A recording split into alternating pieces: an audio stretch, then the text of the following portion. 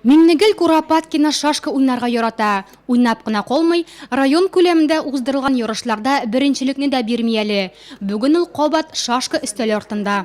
Шашка уйнарга бик яратам. Кичкенәдән уйныймын. Иптәшем белән икәү бергә уйныйдык. Фадыр инвалид.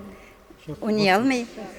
Үзем һәр вакыт беренче урыннарны алып килдем. Республиканский буенча да алганым бар. Миңнегөл ханымның балалар яшь-үсмерләр спорт мәктәбенә килүе юкка түгел. Ул спорт фестивале катнашучысы.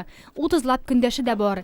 Бәйге спортның 4 төре буенча үткәрелде. Шахмат, кул көрәштерү, теннис, араларында батырраклары суда да йөзде. Такие мероприятия надо проводить. Мондый чараларны үткәрергә кирәк. Без өлкәннәр өчен бу аеруча мөһим. Кеше спорт белән шөгыльләнгәндә фикерләү сәләте дә яхшыра. Үзем спорт белән дус, шахмат, шашка уйнарга яратам. Үскәч оныгымны да өйрәтәчәкмен әле. Мондагы хисләрне сүз белән генә әйтеп бирү мөмкин түгел ди өлкәннәр.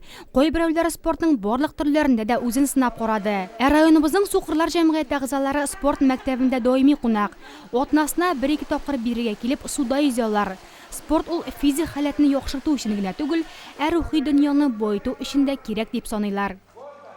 На плавание ходим уже 4-й год. Йөзүгә 4нче ел йөрибез. Безнең белән инструкторлар шөгыльләнә. Инвалидлар арасында үткәрелгән төрле республика ярышларында катнашабыз.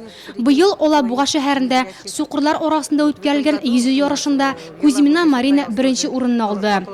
Гомум команда буенча без 3нче урынга чыктык. Фестиваль ахырында җиңүчеләр район башкарма комитетының спорт һәм яшьләр эшләре бүлегеннән истәлекле бүләкләр һәм мактау кагазларына ия булды. Хәер, сәламәт яшәү рәвешенә тартылган әлеге өлкәннәрне барысында җиңүче дип атап була.